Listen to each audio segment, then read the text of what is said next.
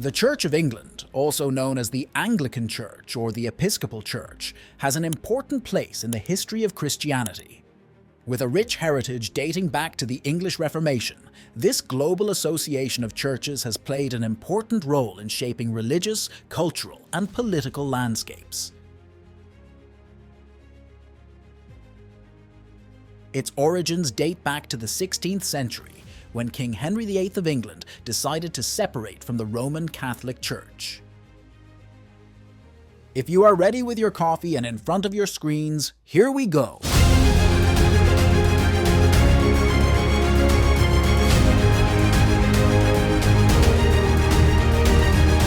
The Anglican churches are home to a Christian denomination that traces its roots back to the Church of England.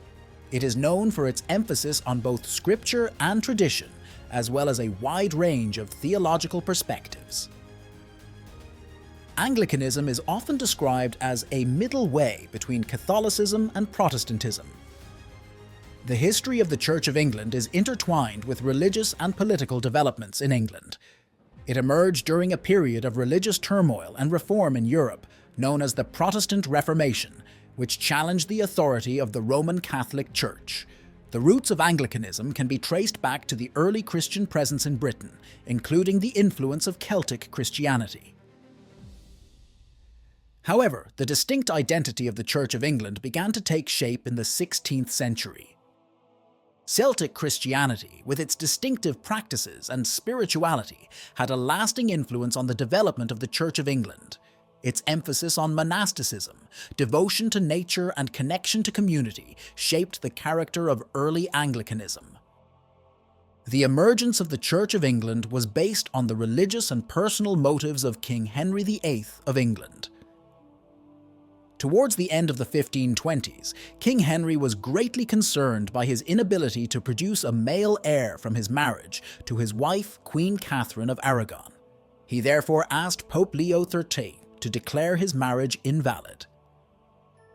However, as a result of the Pope's refusal, Henry decided to leave the Catholic Church in order to establish his own authority. With the approval of the Parliament of England, the Act of Supremacy of 1534 gave King Henry VIII the power to become Archbishop of the Church of England and head of the Church on earth. This was the official step in England's formal separation from the Catholic Church. This law was the first step in breaking away from the Catholic Church, declaring the independence of the English Church and its beliefs. The birth of the Church of England is also closely linked to religious reforms. During the reign of King Edward VI, who took the throne after the death of King Henry II, further reforms took place in the Church of England. The Book of Common Prayer was introduced, encouraging Protestant liturgical practices and worship in English. Important changes were made during this period, such as the holding of church services in English and the translation of religious texts into English. These developments symbolize the Church of England moving closer to Protestant teachings. After Edward's death, Mary ascended the throne and tried to restore Catholicism in England. During her reign, hundreds of Protestants were executed for their beliefs, and she was nicknamed Bloody Mary. Elizabeth's reign brought stability and reconciliation between Catholic and Protestant groups. Elizabeth passed the Act of Religious Settlement in 1559, which ensured that the Church included both Catholic and Protestant elements. The liturgy and doctrines of the Church were harmonized with Protestantism, but some traditional Catholic elements were retained. This was an important step in establishing the original structure of the Church of England. In the mid-17th century, the English Civil War was the center of political and religious turmoil in England. This war led to the collapse of the monarchy and the subsequent transformation of religious and political authority into a complex structure after the English Civil War led by Oliver Cromwell. The Church experienced major changes during this period, and some religious groups opposed the Church of England. During the reign of the House of Stuart, the Church of England wielded great political influence. The Crown and the Church cooperated as mutually supportive forces, shaping the political structure of England. The Church of England played an important role in maintaining the monarchy and aristocracy.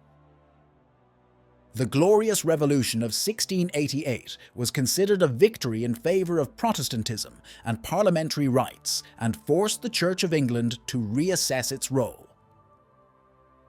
As a result of the Glorious Revolution, the House of Stuart, associated with Catholicism, was overthrown, and the Protestant William and Mary took the throne.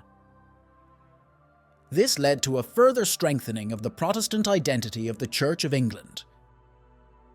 During the 19th century, the British Empire spread to different parts of the world.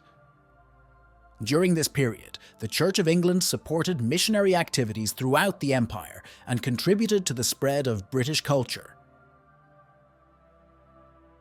The Church played a religious and educational role among local communities and was a unifying element of the empire. As the British Empire expanded, so did the influence of Anglicanism.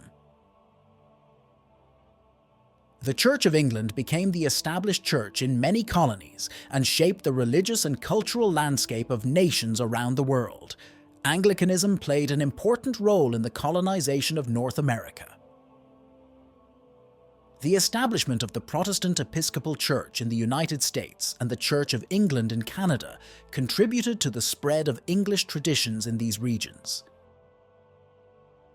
In the spirit of "can't we all just get along?", the Church of England has been actively involved in ecumenical relations and interfaith dialogue. It is all about building bridges and finding common ground with other Christian denominations and religious traditions. The Communion of England embraces the idea that unity does not mean uniformity and that there is beauty in diversity. One of the biggest challenges facing the UK Communion is to maintain unity between its different members.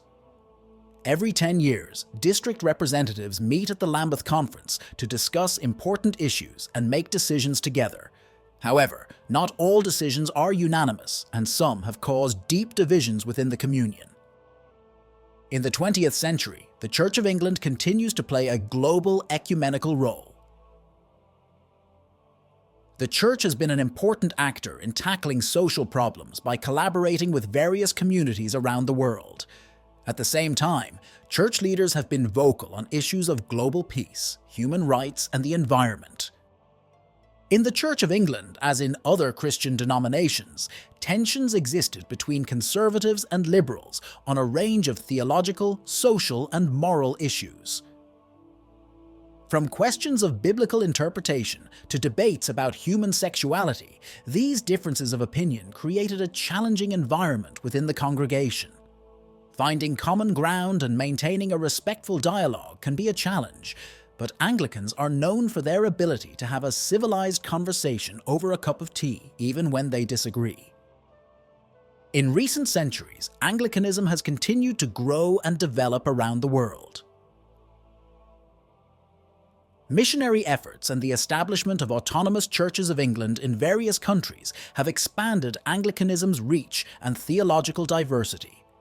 It has adapted to the religious and social changes of the 20th century, allowing women to become nuns and promoting religious tolerance. In the 21st century, the Church continues to play a global ecumenical role and is recognized as an important actor in tackling social problems and advocating for human rights. The Church of England has played an important role in the historical and political evolution of Britain and the world. The Church's religious and cultural heritage, past reforms, and ability to adapt to modern societies have distinguished it as an institution that accepts religious diversity and changing social norms. In conclusion, the Church of England has a rich past and future, reflecting many historical, religious, and social periods. The Church's contributions help us to understand the evolution of religious beliefs and cultural values, while also playing an influential role in the modern world. In recent centuries, Anglicanism has continued to grow and develop around the world. Missionary efforts and the establishment of autonomous churches of England in various countries have expanded Anglicanism's reach and theological diversity. Thank you for watching the video. Don't forget to like and subscribe if you enjoyed the video. Share your thoughts and ideas about the video with us in the comments section. You can also turn on notifications to get more content and be part of our community. See you in the next video.